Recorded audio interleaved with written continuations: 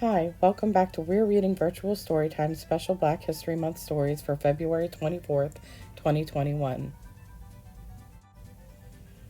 Whoosh! Lonnie Johnson's Super Soaking Stream of Inventions by Chris Barton, illustrated by Don Tate.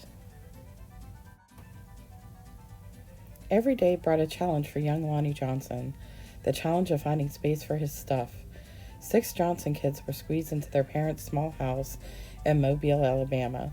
Lonnie would have loved a workshop of his own, but there just wasn't room. There was nowhere to keep his rocket kits. Bamboo shooters, rubber band guns, erector set, go-kart engine, bolts and screws and other spare parts his dad let him bring in from the shed, and various other things he'd hauled back from the junkyard. Lonnie loved building and creating. Ideas for inventions just kept on flowing. He learned how to make rockets from scratch. Kids at school gathered to watch Lonnie launch them, and he learned how to make rocket fuel. When it caught fire in the kitchen, Lonnie's mom didn't make him stop. She just sent him outside to work. Lonnie wanted to spend his life designing things, building things, and getting them to work. He wanted to be an engineer. However, Lonnie took an exam that said he would not make a very good one. His dream had been challenged. Lonnie was discouraged, but he knew whoever graded his test hadn't met Linux. Inspired by a TV show, Lonnie had built his own robot. He made it out of scrap metal and named it Linux. Compressed air cylinders and valves allowed Linux's body to turn and its arms to move. The switches came from an old broken jukebox. Lonnie used a tape recorder to program Linux, and as a bonus, the reels looked like eyes. Lonnie wanted to enter his creation in a science fair, but he couldn't get the transmitter to work. Without it, Lonnie couldn't send commands to Linux. Science fairs came and went. Lonnie missed one and then another until he got an idea. Now, Lonnie may not have been asked before he borrowed his little sister's walkie-talkie, but it fixed his transmission issue. His school's team took freshly finished Linux to a 1968 science fair at the University of Alabama, where only 5 years earlier African-American students hadn't even been allowed. Having to compete in a place that still wasn't very welcoming, now that was a challenge with a capital C. Against other schools from all over the state, Lonnie's team won first place. Soon Lonnie left home to go to college at Tuskegee Institute, where he stood out as a self-confident, insightful, creative thinker. He stood out as a student who asked the right questions, precisely defined problems, and formulated solutions. And he stood out as the guy who built his own booming sound system out of a cast-off electronics. It even had lights that flashed in sync with the beat. Lonnie sometimes studied right in the middle of his own parties. The extra studying paid off. He became an engineer after graduation, and that took him beyond Alabama. Way beyond.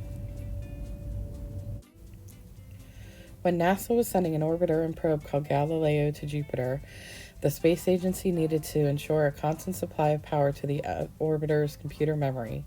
The engineer who had to figure out how to do it was Lonnie.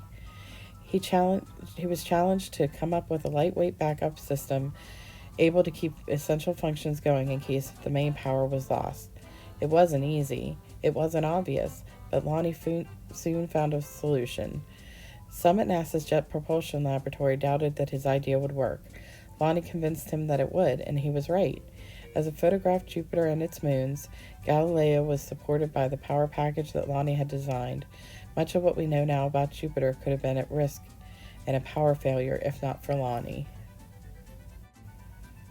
Ideas for other problems to solve just kept on flowing. They flowed whether Lonnie was working with hundreds of people at NASA or up late tinkering with his own inventions, and finally, his own workshop.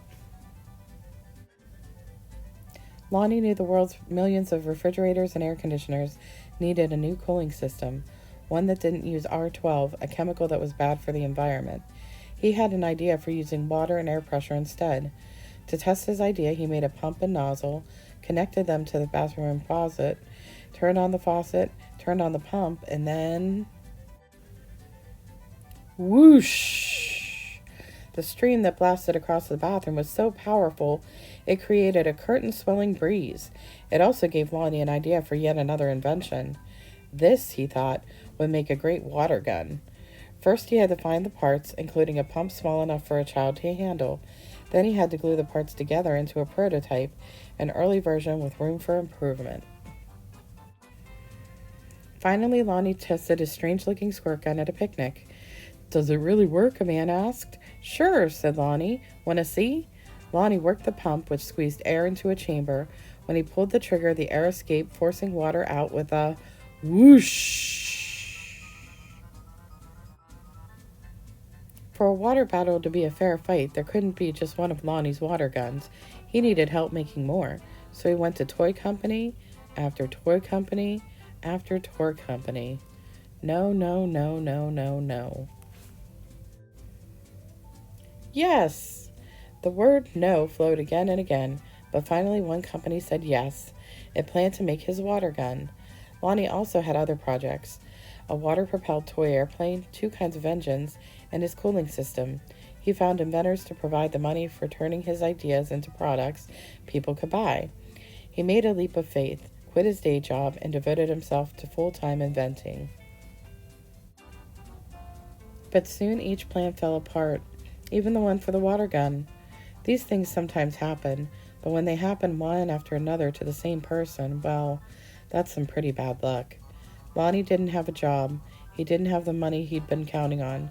He and his family had to move out of their home and into a little apartment. He was angry and scared.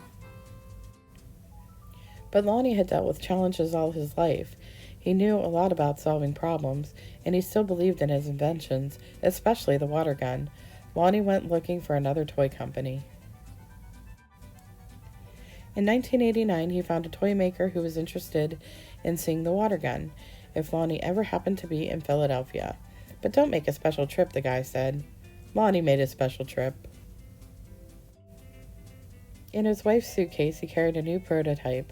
He unpacked it, filled the tank with water, pumped the gun until the air pressure was good and high, and whoosh! Wow! Kids everywhere agreed with that wow. Lonnie's water gun, called the Super Soaker, became a smash hit. In no time, there were Super Soakers in backyards and on beaches, in parks and on playgrounds. Each sale of a Super Soaker puts a little money into Lonnie's pocket. So what did Lonnie do? He got a bigger workshop, which is where you'll find him today, because facing challenges, solving problems, and building things are what Lonnie Johnson loves to do, and his ideas just keep on flowing.